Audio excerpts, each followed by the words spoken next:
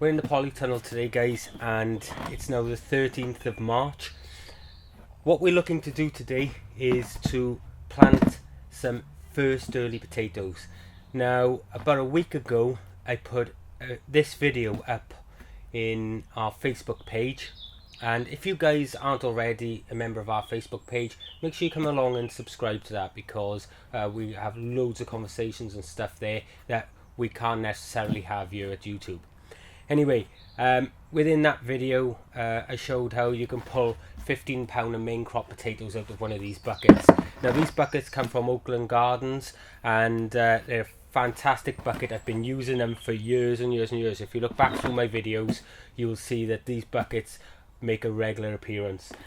So in today's episode, I'm going to show you how I plant my first early potatoes, and it's different from my main crop. The first earlies, they don't get as big, but there are ways to maximize what you get out of one of these buckets.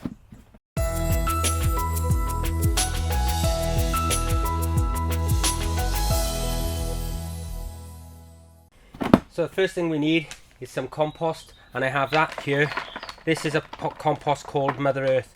While we're on the subject of compost, this year I've been noticing that the quality is hit and miss again.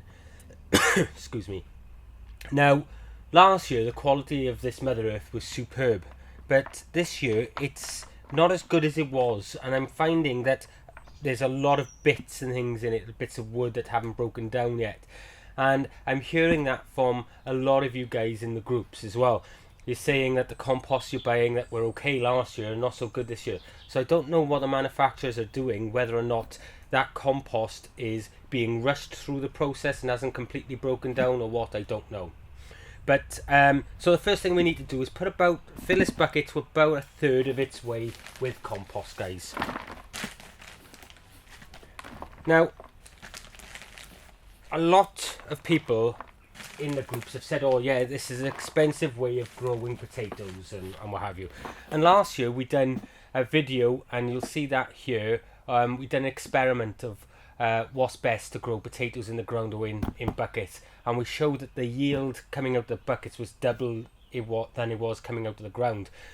And that we had a few people challenge us, were saying, oh well, the compost has got food in it and the ground may not necessarily have. We added the food to both. However, we used compost from the previous year that had already been used, so all the nutrients that would have been in that compost were totally taken out of that compost. It wasn't in it. In effect, it was just an inert growing medium, and we added feed to that like we did to the ground, so they had as good as much as each other's chance. If anything, the ground would have had slight advantage over the fact that it holds more water than a bucket would have. But we showed there the results of growing in these buckets that I've purchased from Oakland Gardens versus the ground. And we do all sorts of potato experiments and growing techniques. We've grown ones, I'll put a description up here for where we tried growing a single potato, a giant potato, for a world record. I'm going to have a crack at that again this year, and the variety we used for that was Condor. But anyway, back to this. So we've got now about a third of a bucket of compost, and there's a couple of ingredients I'm going to add to this. I'm going to add some of this, guys. This is just a pelleted potato feed, and this will help. It's a slow release feed, okay, and this will help us to feed the potatoes over time. So I'm going to put probably around about 3 ounces in there, guys. All right. The other thing,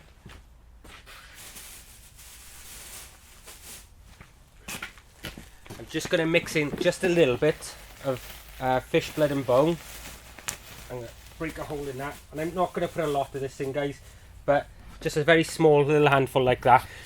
And the last thing I'm putting in here is just a little bit of mycorrhizal fungi. Not a lot, but just a little bit to kick that off. And again, we spoke about this in the onion video. Again, I will put there how I grow my onion sets, and this is another product from Oakland's. I use a lot of their products. They're really good, guys, so get yourself across there and have a look, and I'll put the link in the description below. Anyway, so we just give that a really good mix. So now, as you can see, we've got the compost and we've got that feed mixed within it, and it's not overfed. It's not costing us a fortune. I mean, this whole bag here of this potato feed was like £2.60, and the same with the bloodfish and bone, and we've used hardly anything in this bucket here. We will use a little bit more in a moment, but we'll show you that now. So we next go on to our seed potatoes. Now this variety is called Charlotte. It's technically a second early, guys, but I always plant them as earlies. They're a salad potato. They have that sort of yellowy, waxy taste when you eat them, and they're fantastic in salads, and that's mainly what we use them for. And they're nice as boiled potatoes as well, new potatoes. Now how we go about this is we set one down in the bottom and the other there. So if we put them opposite these handles, just like that. The next stage now, when you plant potatoes outside, typically you would cover them over and then you'd hoe them up into a mound. We don't do that with buckets, and what I've seen people doing when they have used these buckets is they've just put a little bit of soil over the top, they've waited for them to grow, and then they earth them up again, wait for them to grow and earth them up. What you're doing there when you're earthing up in a bucket is there's a chance of you damaging them homes that come through. If you damage them, that's the end of that potato. You've got to wait for them then to send out new shoots. But what I typically do is I will fill this bucket to the top, and it'll take the actual potatoes a little bit longer to come through, but at this time of year it's a good thing. And the reason it's a good thing, guys, is because we're still having frost. Now it's the 13th of March and they've just forecast more snow at this weekend, and we've just got over the last couple of feet of snow. So ideally I don't want them coming through yet, but I want to get them started, and they're in the tunnel anyway, so it's not a problem. In here it's quite warm at the moment. So next stage now is to fill this up to about 2/3 of the way, guys, with some compost.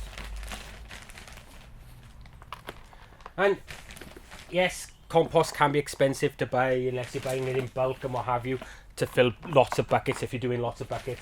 And yes, the ground is cheaper if you're just going to use the soil like that, but this compost never goes to waste.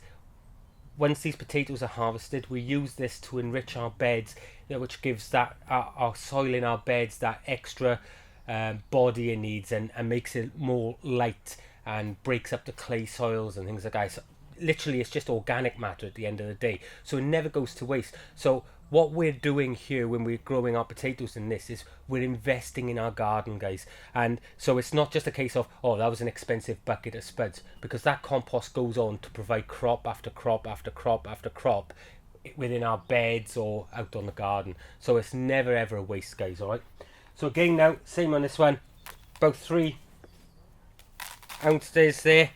Just mix that into that top surface. If you come across any little sticks like that, and that's exactly what I'm on about with this compost, just mix that in. A little bit of bloodfish and bone again, not a lot, just a little bit. Mix that in,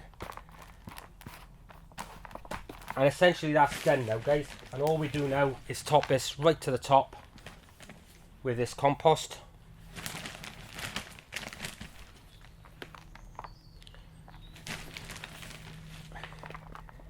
We'll give this a good watering. Now, not last year, but the year before, I did 26 buckets of these Charlotte, and we were still eating them when the next year's potatoes or last year's potatoes had actually come through the ground.